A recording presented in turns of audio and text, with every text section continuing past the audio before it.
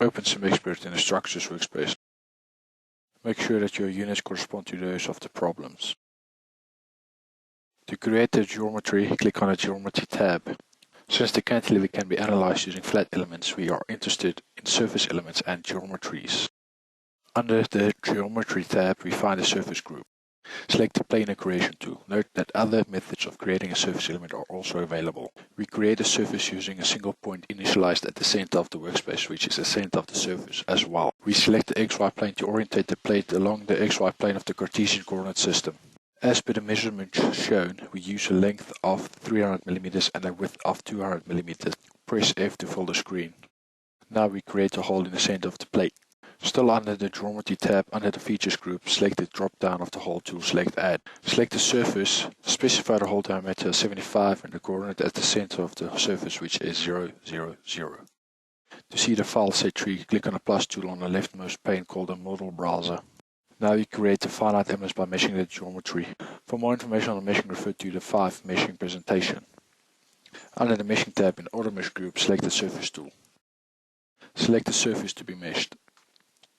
Under Element Size, type in 20 to create elements that are more or less 20 mm in length and width. Under the Mesh Type drop-down, select Quad Dominant.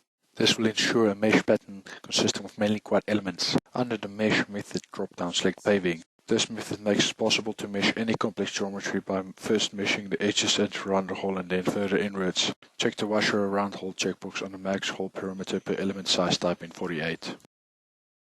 Under Layers, type in 3. This will ensure that there will be 3 layers of circular pattern mesh around the hole.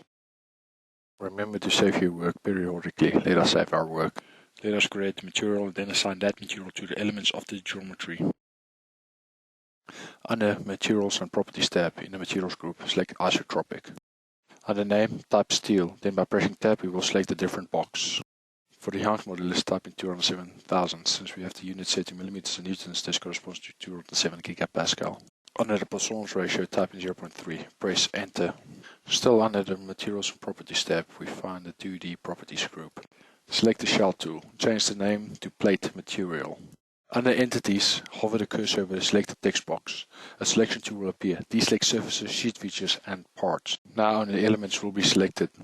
Under the same tool, go to Select All and press the left mouse button. Notice the geometry is highlighted with elements. Select the Material selection box, select the drop-down and select Steel. Under Thickness, type in 1. Press Enter. Under the Element Detailed Drawing, select the drop-down and select 3D Shell Thickness. Notice the thickness of the geometry is now rendered. Deselect by clicking on 3D Shell Thickness again.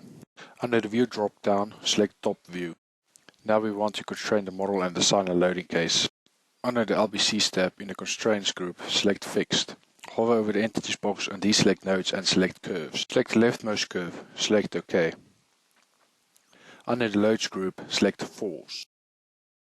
Notice that the selection would be nodes. Select the rightmost bottom node on the model. Under Scale Factor, type in 50. This will assign a load of 50 newtons to the node. Under View drop-down, select ISO View.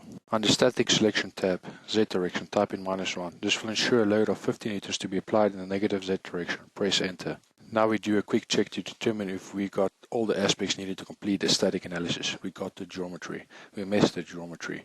We created a material and assigned the material. We constrained and loaded the model. Now we need to create a Nastran job to solve the problem.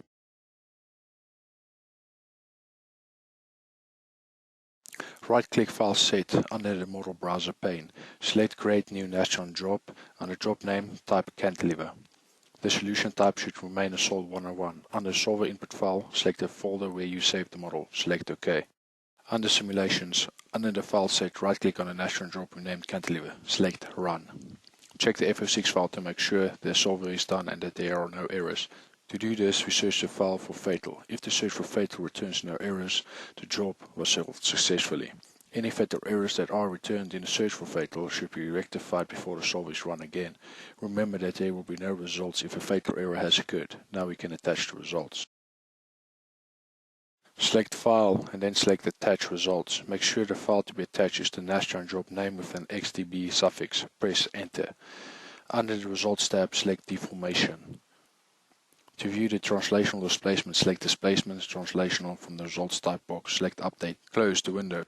To view the von Mises stress fringe on the deformation plot, select Fringe Results. Select Stress Tensor von Mises and then Update. This tutorial was brought to you by STEC.